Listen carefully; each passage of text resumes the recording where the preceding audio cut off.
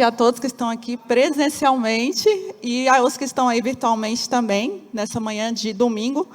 Hoje, o primeiro domingo do mês. Inclusive, assim, nesse mês agora de novembro, a gente tem mais de um ano que nós estamos estudando o livro de Atos. Começamos em agosto do ano passado. E estamos agora com mais de um ano estudando o livro de Atos, escrito pelo Lucas, o médico, que a gente tem a ciência de que foi escrito por ele. Ele escreveu o livro de Lucas e escreveu o livro de Atos, que inclusive era junto, e foi separado aqui para didática mesmo, para estudo. Hoje a gente vai dar continuidade ao estudo do livro de Atos, no capítulo 26. E vamos ver somente hoje nos versículos de 1 a 11, que fala exatamente da continuidade do ministério do apóstolo Paulo. Porque o que é o livro de Atos? O livro de Atos é o primórdio, depois dos livros dos evangelhos, que é a manifestação do Antigo Testamento em Jesus Cristo. Então, o Antigo Testamento foi confirmado em Jesus Cristo por meio dos evangelhos. E o livro de Atos veio como a primeira igreja fundada pelos discípulos que seguiam Jesus, que começou ali logo no início, com a descida do Espírito Santo sobre os discípulos, e eles ficaram ali buscando disseminar a palavra de Deus. Só que em meio a essa disseminação veio perseguição. E a perseguição não era só externa, era também uma perseguição interna, além de ter alguns outros problemas internos, entre ali as pessoas dentro da igreja primitiva. E nisso, quando eles foram ali discipulando ali outras pessoas que foram sendo ganhas para Cristo por meio ali dos discípulos. A primeira vez que Pedro falou do evangelho, 3.000 pessoas foram ganhas, depois 5.000. E isso foi crescendo, e a igreja de Cristo, que era considerado o caminho, ela foi crescendo. Não só crescendo, mas multiplicando em meio às perseguições. E em meio a essas perseguições, teve um que surgiu, como ele era servia à mesa e também servia ministrando a palavra de Deus, que era Estevão. Estevão, ele lá no meio, foi o primeiro mártir, que ele foi apedrejado ao divulgar a palavra de Deus. E nesse meio, quando ele está sendo apedrejado, surge uma pessoa, um jovem, que está vendo isso acontecer.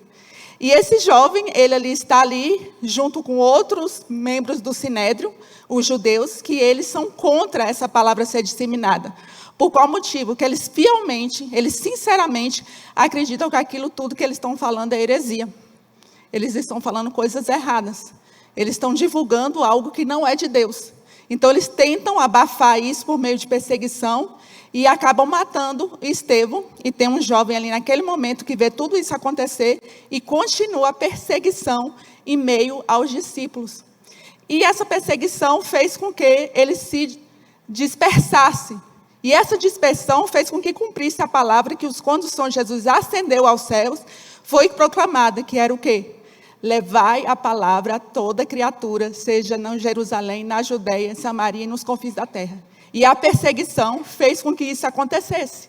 Aí todo mundo fala, a perseguição é ruim. Perseguição é ruim, mas foi a estratégia que Deus usou para que a palavra dele fosse disseminada. E eles espalharam a palavra por todos os lugares, por meio desses discípulos que foram espalhados, que eles foram dispersos. E o que aconteceu? Estevão morreu, aquele jovem, ele seguiu perseguindo os cristãos, e num certo momento, quando ele está andando, ele vai andando em meio buscando por cartas, que outras pessoas sejam martirizadas por causa do evangelho. Ele está indo caminho a Damasco, que foi até ministrado ali, logo ali no meio, até ali quase a segunda parte do livro de Atos. Ele está andando e Jesus veio ao encontro dele. E quando Jesus veio ao encontro dele, ele se converte ao Senhor Jesus. Ele se volta ao Senhor Jesus e vê que tudo aquilo que ele aprendeu, o que aconteceu? Ele aprendeu, ele tinha sinceridade daquilo que ele estava aprendendo, mas ao mesmo tempo ele estava fazendo o que era errado. Ele estava sendo sincero, mas ele estava indo pelo caminho errado, perseguindo aqueles que eram de Cristo. E ele não estava perseguindo aqueles que eram de Cristo, ele estava perseguindo ao próprio Cristo, ao próprio Senhor Jesus. Porque ele fala que logo nesse capítulo 26, que ele estava perseguindo, não aqueles que são de Cristo, ele estava perseguindo ao próprio Deus. E quando ele está ali, ele se converte, em um momento, ele vai sendo ali discipulado, e nesse discipulado, ele conhece mais de Cristo, ele busca mais de Deus, e vai ganhar almas para o Senhor Jesus. Ele fica muito tempo sendo discipulado. E quando ele vai a Jerusalém, quando ele retorna a Jerusalém, depois de ir para vários locais, que ele faz várias viagens missionárias, 3 que estão descritas aqui em Atos, ele volta para Jerusalém, levando uma oferta, e nisso ele causa um tumulto ali em Jerusalém, por discipular, por divulgar a palavra do Evangelho. E nessa divulgação, o que acontece? Os judeus, aqueles que ele era perseguido pelos próprios judeus, ele não era perseguido pelos romanos, ele era perseguido pelos próprios judeus. Então, ele é acusado de 3 coisas. Primeiro, que ele estava contra a lei. Segundo, que ele estava contra o templo. E terceiro, que ele estava contra César. Então, eles tinham essas 3 acusações contra ele. Ou seja, ele era um rebelde, conforme os judeus. Ele estava se rebelando contra o povo judeu e contra o povo romano, que eram as alegações falsas que eram ditas com relação a ele. Então, nesse momento, ele causa um tumulto, há uma confusão, e os soldados romanos levam ele preso, e depois ele volta a ser ouvido no Sinédrio. No Sinédrio, ele conta o que aconteceu, como que ele se converteu. Como que ele se voltou para Cristo, como ele de judeu, fariseu, ele se voltou para Cristo, que para os romanos era a mesma coisa, mas para os judeus ele estava sendo um herege, ele estava desvirtuando, ele estava sendo um anátema. Quando ele voltou, quando ele está ali no Sinédrio, surge um complô contra ele, 40 ali, membros do Sinédrio, 40 membros do Sinédrio resolvem fazer um jejum. E esse jejum é para quê? Para matar Paulo, que é esse jovem. Ele é acusado e ali os membros do Sinédrio resolvem matar Paulo. E esses 40 resolvem fazer um jejum, que enquanto não matarem ele, eles não vão parar de fazer o jejum. E esse complô é descoberto, e quando é descoberto o complô, o que acontece? Ele é levado de Jerusalém para Cesareia, por vários soldados, por uma grande escolta. Quando ele é levado para Cesareia, lá ele fica 2 anos sob o comando do Félix, que era um governador.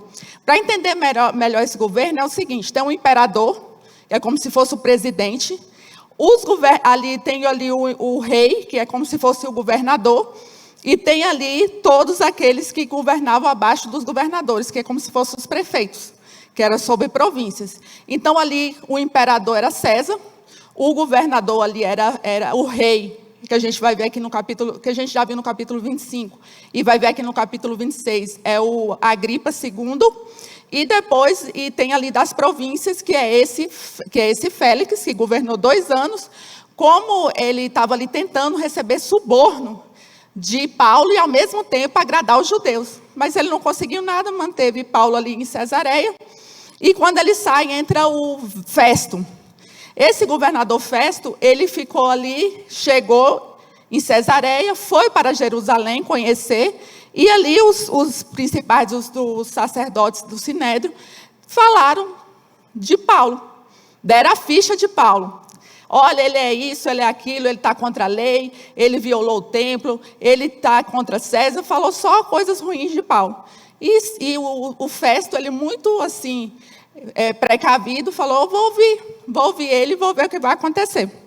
Ele fica ali uns dias em Jerusalém, fala: se vocês quiserem vir comigo, tudo bem. Aí foram alguns com eles que tinham ciência do que estava acontecendo, não foi qualquer um, foram os que tinham ciência do que estava acontecendo, foram ali com Festo, voltaram para Cesareia, e quando chegaram em Cesareia, eles estavam ali, e o Festo perguntou: Paulo, você quer voltar para Jerusalém? Paulo: não quero voltar para Jerusalém, eu quero continuar aqui. Inclusive, eu apelo para César. Porque como Paulo era cidadão romano, ele apelando para César, segundo a lei, ele tinha que ser ouvido por César. Então, ele fica ali, durante um tempo, e Festo ele não sabia muito bem o que estava acontecendo. E o que ele faz, o Festo? Ele procura ouvir alguém que tenha ciência do que está acontecendo nessa situação, para ele tomar uma posição, para ele tomar uma decisão melhor. Inclusive, quando ele mandar Paulo para Roma, que é onde está César, para ser ouvido, ele leva com a carta. Assim como também, quando lá o governador de Jerusalém mandou Paulo para Félix, ele mandou com a carta. Agora, Festo tinha que mandar Paulo lá para Roma, também com a carta. E ele tinha que entender o que estava acontecendo. Aí que ele pede ajuda ao Agripa II. E quem é esse Agripa II? Esse Agripa, ele vem lá da descendência de Herodes o Grande. Foi explicado isso lá no capítulo 12. O capítulo 6 fala ali da questão do Estevão, né? Aí depois eu vim ministrar no capítulo 12, que fala exatamente da ascendência desse Agripa II. E esse Agripa II, ele é da descendência de Herodes o Grande. Quem é Herodes o Grande? Herodes o Grande, ele foi casado com Mariane. Mariane era de ascendência judia. Por isso que Agripa II, ele tem ascendência judia. Ele é judeu. Porque vem ali Herodes o Grande, de Herodes o Grande. Ele teve ali uns filhos, aí vem o Herodes Antipas e Herodes Agripa. Não, Herodes Antipas e depois vem ali mais 3 filhos. Aí o Herodes Antipas é tio de Agripa I, ele não é pai. O Antipas, que é aquele que mandou matar João Batista e ouviu Jesus, ele é tio de Agripa II. E esse Agripa II foi aquele que no capítulo 12, ele morreu, porque ele chegou todo pomposo lá e queria ser maior do que Deus, e ele foi morto por vermes, que foi lá ministrado no capítulo 12. E depois que Agripa I faleceu, Agripa II ainda era muito novo. E aí alguém ficou lá, governando no lugar dele, e Agripa II depois assumiu. E Agripa II, então, foi ouvir Paulo, porque ele pediu para Festo que ele tinha interesse de ouvir Paulo. Quando ele foi ouvir Paulo, é exatamente aqui onde está o capítulo 11. Porque eu vou ler em partes por conta do horário, não vai dar para ler tudo. Mas aí eu vou começar aqui falando do versículo 1, que fala sobre Agripa permitir que Paulo fale. Aí ele fala assim: depois Agripa disse a Paulo: é permitido que te ofendas? Então Paulo, estendendo a mão em sua defesa, respondeu. Então vamos orar. Senhor Deus e Pai, nesse momento eu entrego essa escola bíblica dominical na presença do Senhor. Que o Senhor venha falar conosco, meu Deus. Que o Senhor venha ministrar os nossos corações. Que o Senhor venha falar aquilo que o Senhor queira, mas não seja um homem, mas seja o próprio Espírito Santo ministrando a cada um de nós. Os que estão aqui presentes, os que estão virtualmente, os que estão vendo agora, ou que vão ver posteriormente. Que seja uma palavra de edificação para a tua igreja, em nome de Jesus. Amém. Aqui, olha, na revista, ela tem assim por temas. E no livro, aqui na revista de vocês, ela está na página 55, que trata sobre testemunhando diante do inimigo. Então, Paulo, ele testemunhou, ele passou por aquela situação da conversão no capítulo 9. Depois, no capítulo 22, ele testemunha diante do Sinédrio, dessa conversão. E agora, no capítulo 26, diante de Agripa II e de Festo. Aí, aqui, o objetivo dessa lição, aqui, de acordo com o tema, é falando sobre compreender a Deus, compreender que Deus pode tornar tudo em oportunidades para que seu nome seja proclamado. Então, aqui, como foi falado aqui durante a introdução sobre o livro de Atos, o que Deus ele faz? Ele torna tudo em oportunidades para que a sua palavra seja proclamada. Então, o que ele fez com Paulo? Ele usou Paulo, que era um cidadão romano, para chegar até Roma, porque Deus ele promete lá em capítulos anteriores que Paulo vai chegar até Roma. Então, Paulo ele tinha essa certeza, porque o que Deus promete, ele cumpre. Então, Paulo tinha essa certeza que até Roma ele ia chegar. Então, nada podia acontecer com ele até ele chegar em Roma. Mas por isso ele ia ficar parado, esperando as coisas acontecerem, porque ele recebeu a promessa? Não, ele tomou atitudes. Então, quando ele viu que as coisas estavam ficando estreitas, o que ele fez? Ele apelou para César, porque assim ele sabia que ia para Roma. E ele estava preso. Por qual motivo? Porque na cadeia, na prisão, Paulo, ele fez um ministério abençoado que repercute até hoje. Porque foi na prisão ali entre Cesareia e Roma que ele escreveu os livros de Efésios, Colossenses, Filemão e Filipenses. Que está até hoje, porque se talvez ele não tivesse preso, talvez não tivesse escrito. E aqui ele fala sobre a permissão, que a gente leu logo no versículo 1, que ele é permitido a falar em sua defesa. E Paulo, ele fala livremente ao rei Agripa. Por quê? Porque ele sabe que Agripa tem consciência, por conta da sua ascendência judia, ele tem consciência dos costumes e das tradições judaicas. Então, por isso, ele chegou e falou de uma forma que o rei Agripa entendesse, porque ele sabia quem era o rei. Ele sabia que ele tinha conhecimento dos fatos. E, ao dizer isso, ele tenta se defender, mas ele tenta se defender porque ele tem essa oportunidade de se defender diante de Agripa. Mas defender quem? Ele? Aqui, em nenhum momento desse capítulo 26, ele vai buscar a defesa dele para ser solto. Ele não vai buscar ser solto e nem ser martirizado e nem nada. O Paulo aqui ele vai buscar defender o evangelho. Então, aqui mostra que é uma oportunidade que Paulo tem de falar para autoridades, que ele não teria se ele não tivesse sido preso. Porque nenhum dessas autoridades aqui, na igreja que Paulo inaugurou, nunca. Eles ouviram Paulo, por qual motivo? Porque ele estava preso e eles tiveram curiosidade de saber o que estava acontecendo. E foi uma oportunidade de Deus usá-lo. E isso nos ensina que a gente não pode perder a oportunidade. Onde Deus nos coloca, a gente tem que aproveitar todas as oportunidades para falar do evangelho. E foi isso que Paulo fez. Ele chegou lá, ele foi defender o evangelho, aí chegou para Agripa e falou tudo que ele achava que deveria ser falado com relação ao evangelho. Ele, inclusive, se explicou, mas defendendo o evangelho. Aí ele chega ali diante da Assembleia, diante de Festo e diante do rei Agripa. E o rei Agripa, na realidade, ele que está ali comandando a reunião, a Assembleia. Porque o Festo dá essa autoridade para ele. Então, aqui em Atos 25, 22, fala assim: então Agripa disse a Festo: bem quisera, eu também ouvi esse homem. E ele disse: amanhã o ouvirás.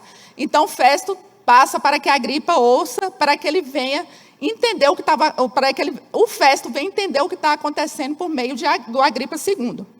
Aí aqui no versículo 2 fala sobre o reconhecimento. No 2 e no 3, fala assim: tenho-me por feliz, ó rei Agripa, de que perante ti me haja hoje de defender de todas as coisas de que sou acusado pelos judeus. Então, aqui no versículo 2, o Paulo, ele fala que ele está feliz de estar perante o rei Agripa, porque ele entende a situação de Paulo, ele sabe dos fatos. Então, ele fala: olha, feliz estou por estar aqui diante de ti, me defendendo. Porque ele está ali se defendendo de doutrinas da fé cristã, que o Festo não entendia, nem o Félix, o governador anterior, mas o rei Agripa entendia. Então, ele passa ali a discursar sobre as acusações que estavam sendo feitas para ele com relação ao evangelho, quando ele estava em Jerusalém, antes de ser levado para Cesareia. Porque a intenção de Paulo era expandir o evangelho, assim como todos os outros discípulos. E isso estava sendo prejudicado pela perseguição dos judeus com relação a ele, porque eles não acreditavam que aquilo dali era de Deus. Como Paulo antes, como a gente vai ver aqui na frente. Aí no versículo 3 fala: mormente sabendo eu que tens conhecimento de todos os costumes e questões que há entre os judeus, por isso te rogo que me ouças com paciência. Então, Paulo aqui, ele fala: eu sei, falando para o rei Agripa, porque ele sabia que ali, aquela assembleia estava sendo comandada pelo rei Agripa. Eu sei que o senhor tem, que tu tens conhecimento de todos os costumes e tradições dos judeus. Então, você vai entender a explicação. Então, Paulo aqui, ele já orienta a todos que estão ali, porque são várias pessoas, tanto judeus quanto não, que o rei Agripa vai saber entender tudo o que ele vai explicar, porque ele é de ascendência judia. Então, Paulo, ele diz ali para todos os governantes, e a Agripa principalmente, que ele era capaz de compreender tudo que ele ia dizer. E ele foi sincero nas palavras dele, diante do rei Agripa. Ele foi assim, ele se colocou ali diante do rei Agripa com toda sinceridade. E ele pediu o que para o rei Agripa? Paciência. Por qual motivo? Porque aqui esse texto do discurso de Paulo, ele está bem resumido, segundo alguns estudiosos. Porque ali, quando Paulo foi falar diante deles, ele fez um discurso bem longo. Então, por isso que ele falou para o rei Agripa ter paciência de ouvi-lo, porque o discurso ia ser longo. Então, a gente pensa assim que tem pregações de Pedro, de Paulo, que duram, e todos ficam ali, vendo, assistindo. Aí tem gente que vem para a igreja e fica olhando o relógio. Aí falta quanto tempo? Meia hora. Então eu estou doida para ir embora, fico olhando o relógio. Então aqui mostra que Paulo pediu paciência para que ele fosse explicar de forma detalhada o que estava acontecendo. E aqui, quando a gente pensa assim, a gente tem que vir para a igreja, buscar a Deus, entender a palavra de Deus com paciência. E é isso que ele nos ensina aqui. Então aqui, depois aqui nos versículos de 4 e 5, fala aqui sobre o contexto aqui da situação. Que ele fala assim: quanto à minha vida, desde a mocidade, como decorreu desde o princípio, entre os da minha nação, em Jerusalém, todos os judeus a conhecem. O que é que Paulo está querendo dizer aqui? Que ele era um judeu fervoroso, ele era um judeu zeloso. E ele tinha uma vida que desde a mocidade dele, que ele nasceu em Tarso, e lá ele nasceu de família judia e foi para Jerusalém. Chegando em Jerusalém, ele foi orientado, foi discipulado por Gamaliel. E quem era Gamaliel? Gamaliel, ele era daquelas tradições mais ortodoxas, mais tradicionais, que eram os fariseus. Aí ele foi para o local mais radical ali do judaísmo, que eram os fariseus. Então, desde a mocidade, ele foi orientado a essa doutrina mais tradicional, mais ortodoxa do judaísmo. E aí, quando ele está ali na mocidade, que ele está sendo educado, e ele, na nação dele, desde a nação dele até Jerusalém, Paulo, o que ele faz? Ele está ali no Sinédrio, e ele é conhecido de todo mundo. Todo mundo ali que está ali, que viu ele tem um destaque. Tanto que ele tem um destaque que ele tem uma educação diferenciada ali com Gamaliel, porque Gamaliel não era todo mundo que era discipulado por ele. Então, ele foi um dos escolhidos para ser discipulado por Gamaliel. E ele tinha destaque ali nos líderes judaicos. Então, todo mundo conhecia ele. Então, não tinha assim como falar, eu não conheço, ele não era tão aplicado. Pelo contrário, ele era tão aplicado que foi ser discipulado por Gamaliel. E aqui mostra que Paulo era zeloso, que ele era cuidadoso. Ele não era daqueles que ficavam causando contenda, causando intriga, causando confusão ali no meio dos fariseus. Então, mostra aqui que Paulo não tem essa índole de causar confusão como eles estavam alegando. Que ele estava ali causando contenda, confusão, estava ali contra o templo, contra ali os judeus, contra os romanos. Não era da índole de Paulo. Porque se ele fosse com essa índole, ele já tinha feito isso desde lá da época que ele era fariseu. Então, aqui mostra que Paulo, ele era um judeu aplicado. Ele era um fariseu que ele dava exemplo para outros. Então, aqui os judeus, eles se recusaram a reconhecer que Paulo, ele seguia com dedicação à religião judaica, sendo que todos viam que ele era aplicado. Então, todos eram testemunhos. Se eles quisessem mentir, como estavam mentindo até agora, poderiam mentir. Mas Paulo tinha um testemunho de que ele era aplicado, de que ele não ficava causando confusão no meio dos seus compatriotas. Aí ali no 5 fala, sabendo de mim, desde o princípio, se quiserem testificar, caso eles queiram falar a verdade, testificar a verdade sobre Paulo, que conforme a mais severa seita da nossa religião, vivi fariseu. Então, desde a mocidade, desde a juventude, Paulo ele foi aplicado ali ao farisaísmo. Ele tinha raiz ali, desde a família dele, da ascendência dele, ao judaísmo. Então, ninguém podia falar que ele não era aplicado. Está ali no Atos, capítulo 23, 6, que fala que ele era fariseu, filho de fariseus. E o que era um fariseu? aqui tem escrito aqui, ó. Fariseu eram aqueles grupos pequenos dedicados a viverem rigorosamente segundo a lei, especialmente por meio de conservar pureza ritual que se exigia dos sacerdotes no Antigo Testamento. Então, ele era um daqueles que cumpria a lei de forma radical mesmo, de forma severa. Ele cumpria a lei de forma bem objetiva. Aí no versículo 6 fala assim: e agora, pela esperança da promessa que por Deus foi feita a nossos pais, estou aqui a ser julgado. Então aqui Paulo ele alega que ele está sendo julgado por algo que os fariseus acreditavam, que era a esperança da promessa que por Deus foi feita aos ancestrais dele, aos pais deles, aos ascendentes dele. E qual é essa esperança? Era a expectativa pela fé que Deus cumpriria as promessas e profecias feitas no Antigo Testamento. E Paulo se refere especialmente à crença de que as promessas foram cumpridas por meio de Jesus. Então, qual era a diferença de Paulo para esses que estavam perseguindo ele, alegando que ele estava descumprindo as leis? Estava descumprindo ali as leis tanto judaicas quanto romanas. Era a esperança de que Jesus era o Cristo. Que eles acreditavam nessa esperança de que viria o Cristo, de que viria o Messias. Só que eles não acreditavam que o Messias fosse Jesus. A diferença era essa. E eles não acreditavam também que Jesus viria para os gentios, somente para eles. Então eles tinham essas duas ressalvas com relação a Paulo, que por isso que ele alegava que Paulo estava cometendo uma heresia, falando coisas que não eram de acordo com a lei judaica. Então, ele, por intermédio dos profetas do Antigo Testamento, que Paulo estudou muito arduamente, ele sabia que Deus estava cumprindo a promessa por meio de Jesus Cristo. E Paulo alega isso também lá nos Evangelhos, quando ele está andando ali no caminho de Emaús, e que ele fala para aqueles dois, falando sobre a vinda dele, falando que naquele momento a palavra estava se cumprindo. A palavra de quem? Dos profetas, de Salmos, do Antigo Testamento todo.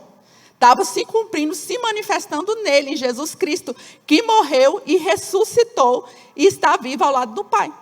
Só que os judeus amigos de Paulo, não acreditavam nisso. Então, ali no versículo 7, ele fala assim: a qual as nossas 12 tribos esperavam chegar, servindo a Deus continuamente, noite e dia. Por essa esperança, ó rei Agripa, que sou acusado pelos judeus. Ele é acusado de algo que os próprios judeus acreditavam, a esperança da vinda do Messias. Só que aí ele fala que as 12 tribos oram dia e noite, essas 12 tribos, e que estão orando continuamente desde o Antigo Testamento para a vinda do Messias. Aí o Messias veio e eles não acreditam na vinda do Messias, na ressurreição. Eles não acreditam especificamente que Jesus ressuscitou. Eles acreditam sim na ressurreição, diferente dos saduceus que não acreditavam. Mas eles não acreditam que Jesus ressuscitou e que ele é o Messias. Então aqui mostra que essas tribos, aqui, porque tem pessoas que falam que as 12 tribos foram dispersas. Porque tinham as 10 do norte e as 2 do sul. As 10 do norte foram levadas antes para a Síria e as 2 do sul foram levadas para a Babilônia. Então houve esse exílio. Quando eles retornaram e estão ainda retornando para Jerusalém. E Deus, ele não perde ninguém. Então ele sabe de quem é cada um, cada judeu, qual tribo é. Inclusive no livro de Neemias e Esdras, eles fizeram lá um relatório das tribos, e tem hoje ainda, todas as 12 tribos ainda existem. Tanto que lá no Apocalipse fala que tem as 12 tribos. As 12 tribos vão ter lá as suas qualificações. Então, se no Apocalipse, de coisas que ainda vão acontecer, falam das 12 tribos, então elas não se perderam, elas continuam. Então, diz aqui que elas continuam, que eles oravam noite e dia, buscando ali essa promessa, essa esperança. E ele enfatiza ali que Israel, ela queria que isso se cumprisse, essa promessa de Deus. Assim, tanto que eles oravam continuamente. Só que quando acontece, eles não acreditam. Eles ficam perdidos. E fala que Paulo está errado, embora eles estão sendo sinceros em acreditar que Paulo está fazendo errado. Como Paulo acreditava antes. Isso a gente vê lá em Romanos, capítulo 10, versículos 2 e 3, que fala assim: porque lhes dou testemunho de que tem zelo de Deus, mas não com entendimento. Porquanto, não conhecendo a justiça de Deus e procurando estabelecer a sua própria justiça, não se sujeitaram à justiça de Deus. Ou seja, aqui está dizendo que os judeus, eles eram zelosos no entendimento daquilo que eles acreditavam.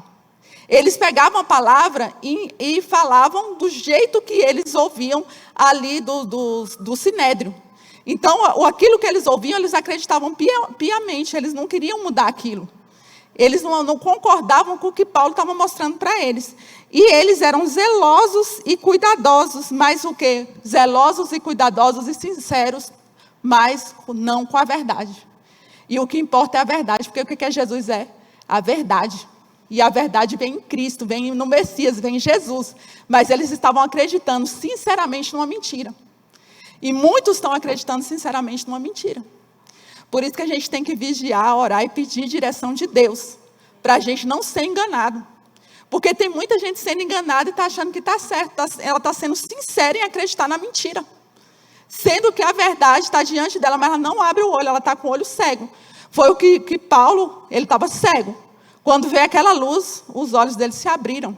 E tudo aquilo que ele estudou, que ele buscou, ele falou: meu Deus, aqui tudo que eu estudei, que eu busquei, não está correto.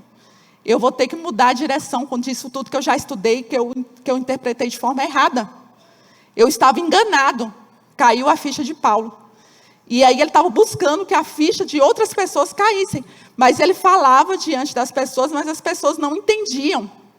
Foi quando Jesus, até tem uma passagem que Jesus conversa com Nicodemos. Nicodemos não entende nada que Jesus está falando. Um homem estudado, um homem estudioso, um homem entendido, mas ele era sincero, mas não estava compreendendo o que Jesus estava dizendo. O entendimento dele estava fechado. E muita gente tem um entendimento fechado para entender a verdade de Deus. Mas como que a gente abre o entendimento? Por meio do Espírito Santo. O Espírito Santo dá o entendimento, mas a gente tem que buscar esse entendimento do Espírito Santo. Então, eles pegaram... E ele fala: olha, e o que acontece? Eles me arrastaram para um tribunal, me levaram para falar diante do Sinédrio, e agora estou aqui em Cesareia, por conta de uma verdade da ressurreição de Cristo que eles sempre falaram. Mas agora eles não acreditam mais que Jesus veio, Jesus está aí para todo mundo, e eles não estão acreditando. Paulo abriu a visão, mas ele não conseguia. Ele falou, mas ele conseguia sim, talvez compreender, porque ele já tinha passado por isso. Mas ele estava ali tentando abrir os olhos, mas as pessoas não queriam abrir os olhos. E Paulo, ele pergunta retoricamente o que vem aqui no versículo 8. Ele pergunta, ele tem essa lealdade à religião, aí ele pergunta: por que julga-se coisas incríveis que entre vós, que Deus ressuscite os mortos? Então ele fala: o que vocês acham incrível Deus ressuscitar os mortos? Mas aqui a questão não era que Deus ressuscita os mortos, porque eles acreditavam na ressurreição, os fariseus. Tanto que no Antigo Testamento tem ressurreição. Tanto que Jesus ressuscitou pessoas, ressuscitou Lázaro, ressuscitou aquela menina, só que essas pessoas já morreram. O único que ressuscitou e está vivo é Jesus. Então, assim, ele ressuscitou ali, a ressurreição, os judeus acreditavam na ressurreição, só que eles não acreditavam na ressurreição de Jesus especificamente. E esse era o problema. Eles negavam que Jesus tinha sido ressuscitado dos mortos. E então Paulo, ele pergunta ali, qual é o problema? Se houve ressurreição, qual é o problema de Jesus ter ressuscitado? Porque eles tinham essa doutrina de que eles estavam certos.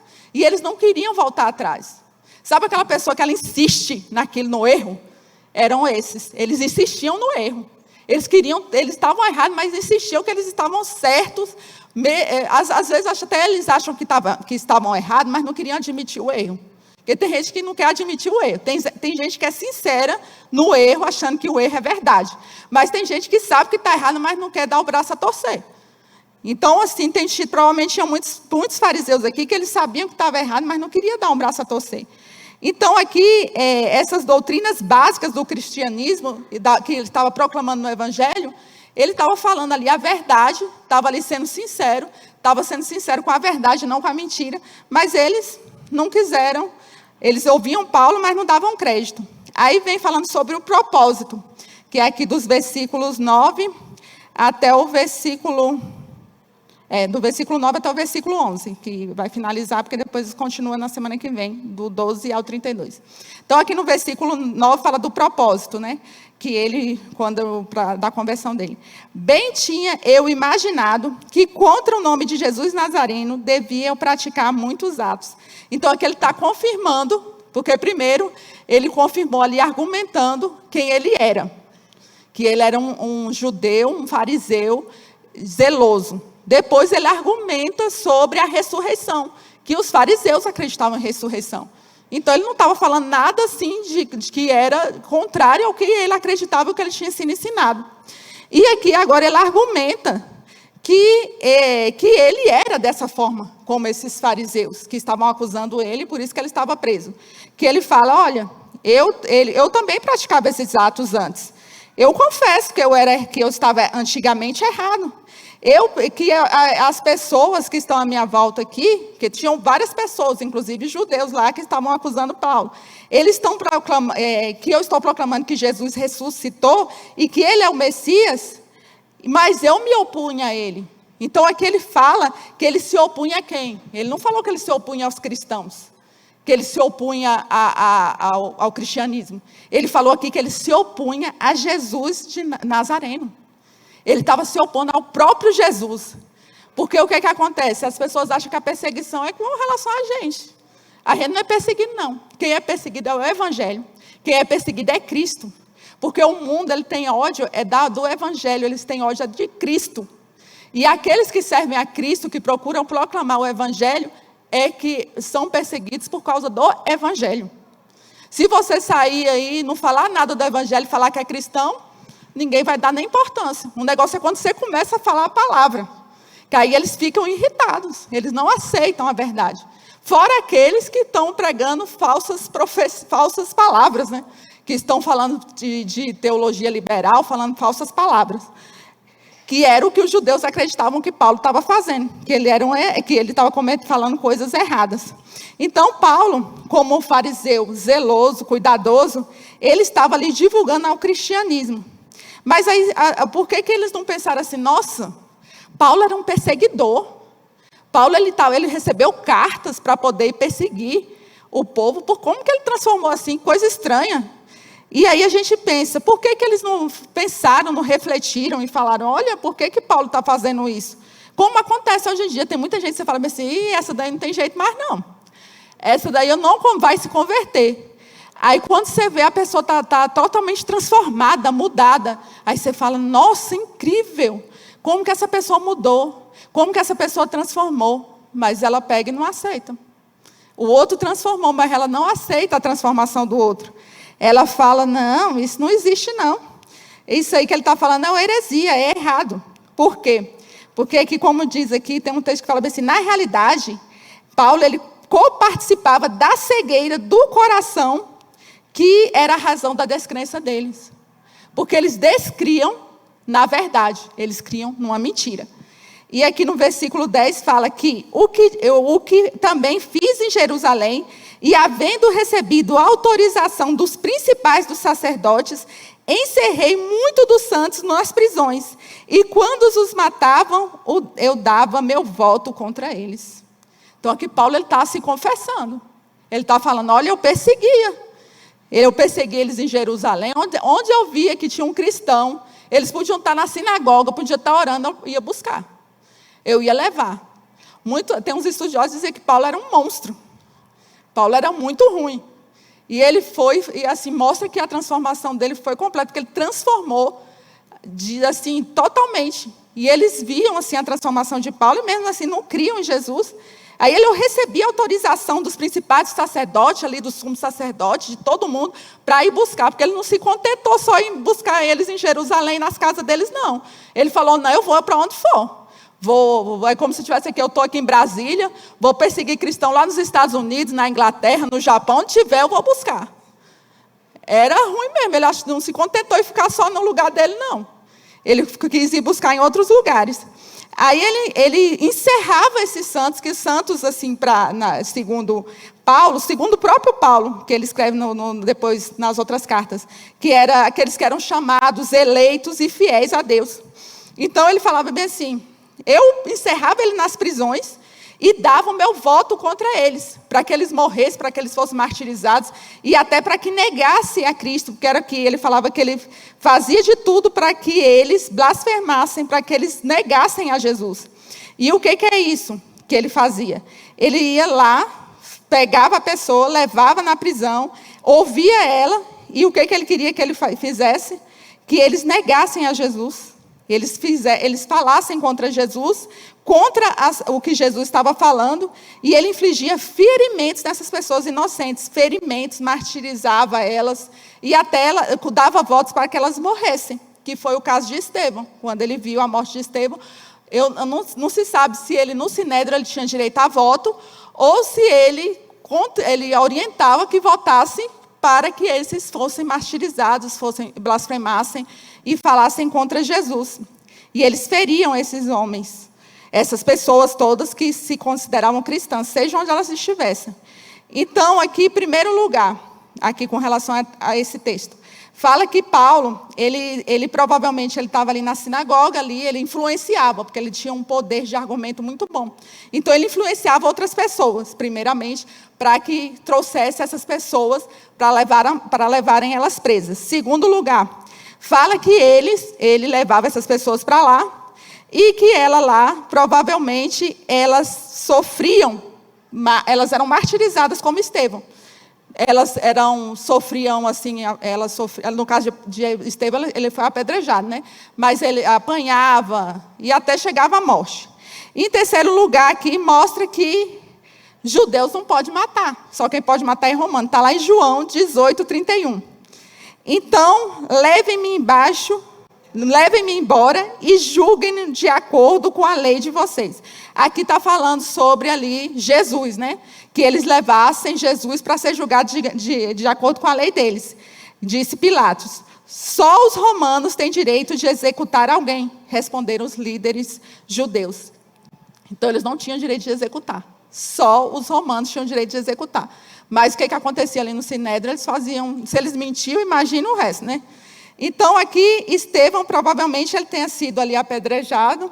Foi um caso diferenciado, mas Paulo fala aqui que ele fez com que várias pessoas que aceitavam Jesus, sofressem o dano disso. Então, Paulo, ele fala isso, né? Aí vem aqui, logo aqui no 11, para finalizar aqui, e castigando-os muitas vezes por todas as sinagogas, os obriguei a blasfemar, e enfurecido demasiadamente contra eles, até nas cidades estranhas os persegui. Então, Paulo, ele castigava esses servos de Cristo. Ele castigava mesmo, no Sinédrio, na sinagoga, nas casas dele, ele castigava. E como que essa blasfêmia?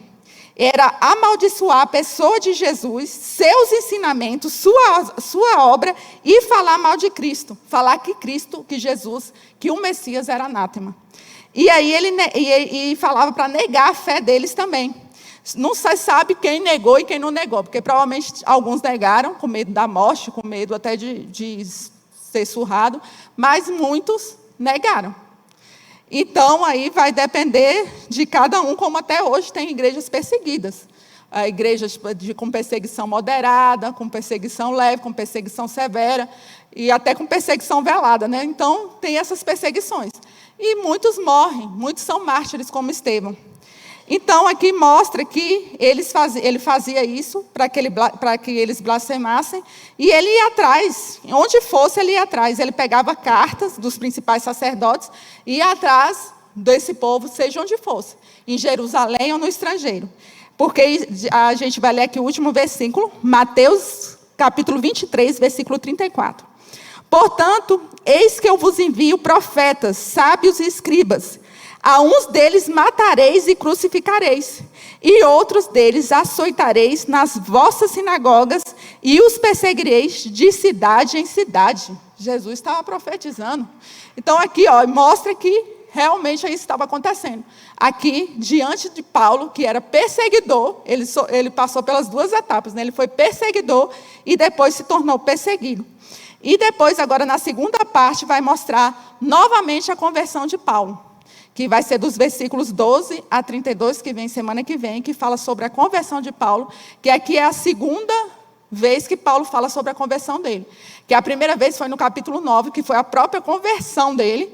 No capítulo 22, ele fala no Sinédrio, sobre a conversão, como é que foi. E agora, diante ali das autoridades, em especial do Agripa II, que ele fala sobre a conversão dele ali indo para Damasco. Que a gente vai ver ali dos versículos 12 ao 32, semana que vem. Então, aqui finalizou, olha. Aí agora, pastor Silvio. Aí agora, terminei. Quem tem perguntas? Alguma observação? Algo que tem para dizer? Algum acréscimo? Porque eu fui muito rápida aqui por conta do horário, viu, gente? Não deu tempo de falar muita coisa, não.